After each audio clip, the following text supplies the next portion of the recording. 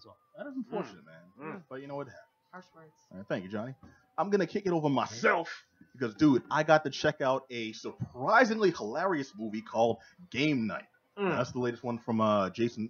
I keep wanting to say like Jason Statham, Jason Segel, every other person except the actual Jason Bateman. Jason Bateman. That is correct. Arrested Development, man. Arrested Development. He put it on the map. He did. This is true. That revived his career. Yes, it did. Oh well, what did you do before? We don't know. That's why I revived his career. An old TV show. Okay. I'll fess up right there. I was trying to make the Hogan family reference, and I was struggling for the proper name. It's like I kept wanting to say everything else, like Mama's Family, and I know it's not the show. And I turned. He's like, Coach. Well, no, I know you know just as many like random obscure things as I do. So I was hoping you'd come in with Don't set me up like family. that. And I was gonna play it off like, yes, that is correct. Exactly what I was thinking, but no, I didn't have it. No, you didn't. I didn't have it. I was thinking You set yourself up to Bateman fail, Family bro. Ties. You know, it's okay. I'll own that. I'll take that. Family Ties. Family Ties was the show, man. Oh, It was. He was in Charles in Charge. Alex what? P. Alex P. Who's the boss? What? He was in Mr. Belvedere that one episode. Oh man, all of those shows had a kid getting touched. So talking about Game Night, no, it's very inappropriate. I'll jump right in because Sad but true. yeah. But now I'm talking about Game Night because, dude, I was very surprised by this. Game Night turned out to be a freaking hilarious movie, and I mean on the same level as when they have. I mentioned it before the show. Yes, you did. When they advertised 40-Year-Old Virgin, I saw those commercials. I was like, what is this corny movie about some dude? He couldn't get laid since he was 40. Ooh, big deal. Why are you writing a movie about it? Then you see the picture and you realize, no, it's surprisingly subversive and like offbeat comedy that just plain works. Game Night is in that same vein, which was very surprising, freaking refreshing as hell, because I thought this was going to be a movie like a quick cash grab. You get a couple of names in there with a BS script that sat on someone's desk for 14 years. Well, he's great because he's got perfect timing, you know what I mean? And he has that blank face, you know what I mean, where he looks at things and it can be absolutely ridiculous, but he sells it so well. I think he's great. I mean, so what's this movie about? Well, I I don't will even know. break it down for you because It's called Game Night, man. Yeah, you know, You play a beer pong? What's going on? Right. No. The quick breakdown is suburban group's Game Night goes horribly, horribly wrong. And that's pretty much it. It's like describing John. I guess you were right. Well, the thing is, if you want to describe John Wick, it's just like, well, a gang steals this dude's car. He kills everybody, yeah. Or rather, a gang steals the wrong guy's car, and he has to get it back. You know, that type of It's thing. not so much plot oriented as much as. Yeah, and then there's much more. Yeah, but I will give it. Hold on a second. Is my still? Okay, just check. But just I'll give you the proper rundown. Max and Annie's weekly game night gets kicked up a notch when Max's brother Brooks arranges a murder mystery party, complete with fake thugs and federal agents. So when Brooks gets kidnapped, it's all supposed to be part of the game.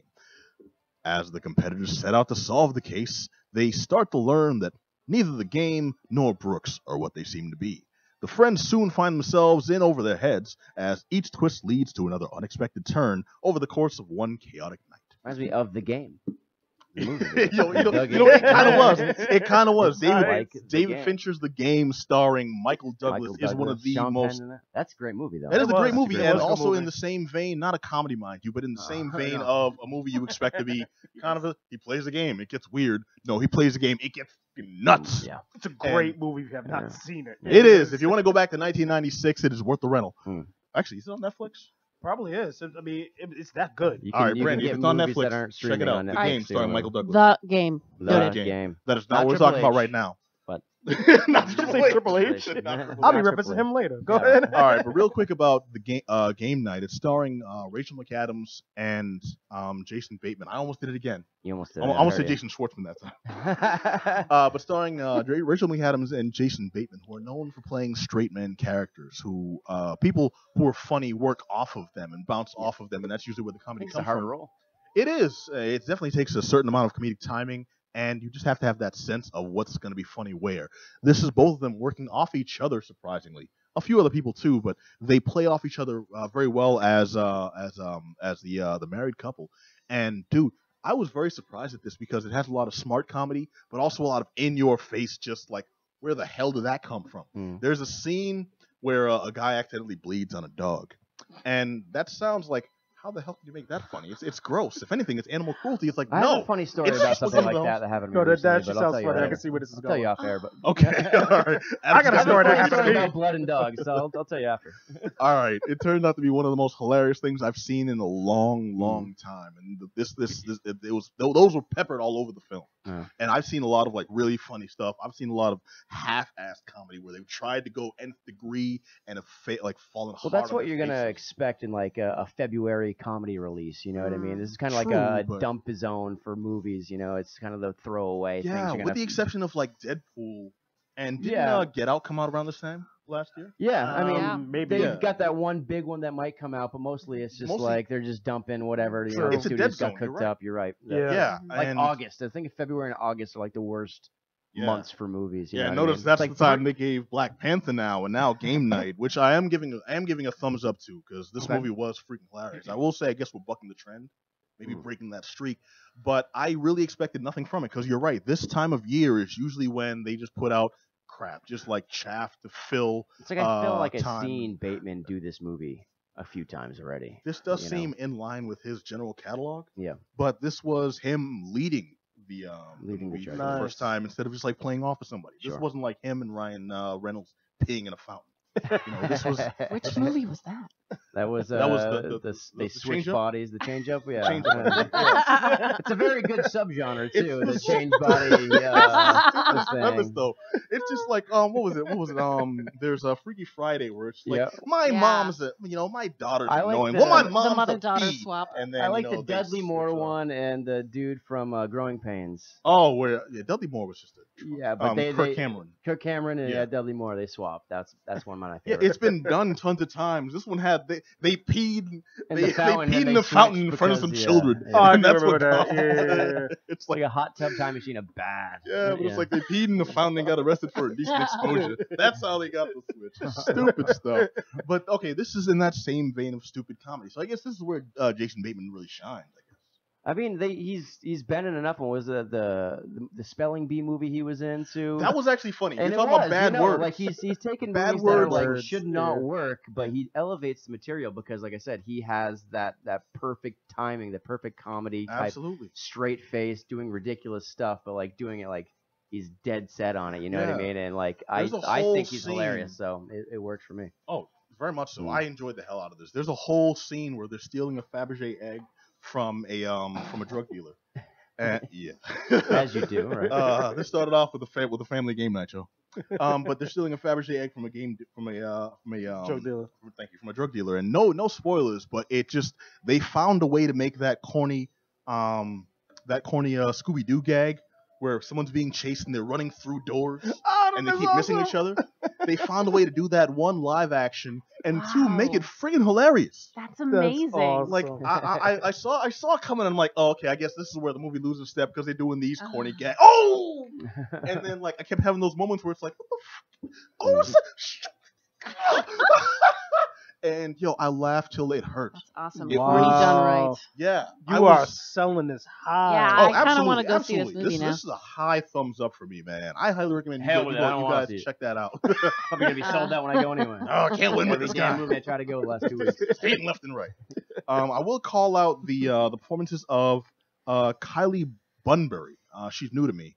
Kylie Bunbury, and I'm trying to see who played her husband in this because they had Lamorne Morris, who does a spectacular Denzel impression, who they did work. They worked the Denzel impression into this movie. He's got a great Denzel. Yeah. Oh, he does an absolutely fantastic Denzel, and it was just a spectacular side plot where it was kind of a running gag. They keep bringing it up over and over again, and you think it gets tired, but new dimensions are added to it each time.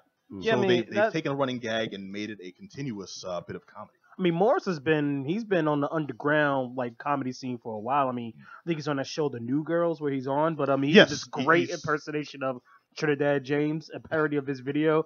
It's like New Girl, All Gold Nothing or something like that, and it was just an amazing parody video. So I mean, this brother's been around for a minute. I think he's on the rise, hands down. No, he's good. Also, Billy Magnuson plays an interesting thing this movie did was they switched up the role of who's the bimbo and who's the who's the arm candy and who's the intelligent one that's tolerating him. Yeah. And it starts off with him as the intelligent one, and then he brings a certain person to game night, and then they switch a dynamic.